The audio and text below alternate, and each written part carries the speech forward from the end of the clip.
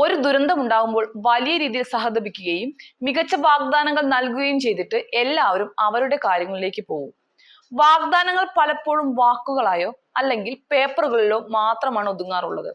വയനാട്ടിലെ ചൂരൽമലയും ഇതിൽ നിന്നും ഒട്ടും വ്യത്യസ്തമല്ല എന്നാണ് ഇപ്പോഴത്തെ സാഹചര്യത്തിൽ നിന്നും വ്യക്തമാവുന്നത്. മുണ്ടക്കൈ ചൂരൽമല മേഖലയിൽ കഴിഞ്ഞ തവണയതിനേക്കാൾ ശക്തമായ മഴയും കുത്തൊഴുക്കുമാണ് ഉണ്ടാവുന്നത്. ഉരുൾപൊട്ടൽ ഉണ്ടായതായി സംശയം നിലനിൽക്കുന്നുമുണ്ട്.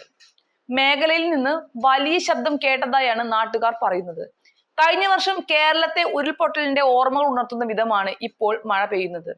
മുണ്ടക്കൈ വനമേഖലയിൽ 100 മില്ലിമീറ്റർ മഴ പെയ്തുവെന്നാണ് ലഭ്യമാകുന്ന സൂചനകൾ.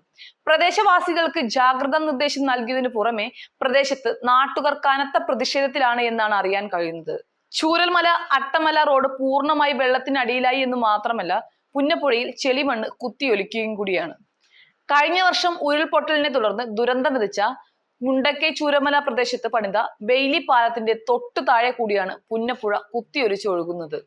ചെളി വെള്ളമാണ് ഒഴുകുന്നത് എന്നതിൽ നിന്നും മുകളിൽ ശക്തമായ രീതിയിൽ ഉരുൾപൊട്ടിയെന്ന സംശയമാണ് നിലനിൽക്കുന്നത്. ഫയർഫോഴ്സും പോലീസും മേഖലയിലേക്ക് തിരിച്ചിട്ടുണ്ട് എന്നാണ് ലഭ്യമാകുന്ന വിവരം.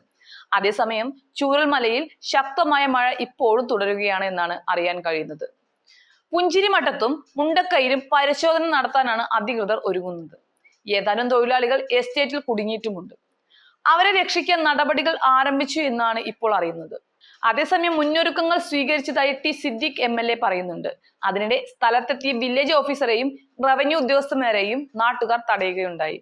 ഉരുൾപൊട്ടൽ ധനസഹായവുമായി ബന്ധപ്പെട്ട് സർക്കാർ വാക്ക് പാലിച്ചില്ല എന്നാണ് നാട്ടുകാർ പറയുന്നത്.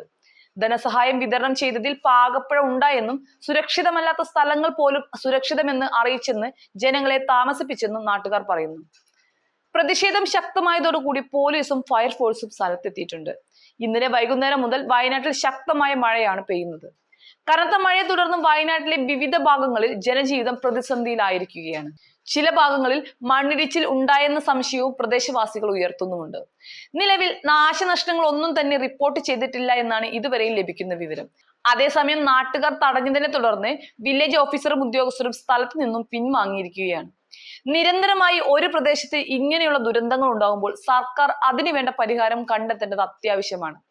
ജനജീവിതത്തിന് തടസ്സമാവുന്ന സംഭവങ്ങൾ തുടർക്കഥയാകുമ്പോഴും പരസ്പരം പഴിചാരാനാണ് കേന്ദ്രവും കേരളവും ശ്രമിക്കുന്നത്. ഇനി ഉണ്ടാവുന്ന തീരുമാനമോ അത് ഒരു വിധത്തിലും പ്രയോഗത്തിൽ വരികയുമില്ല.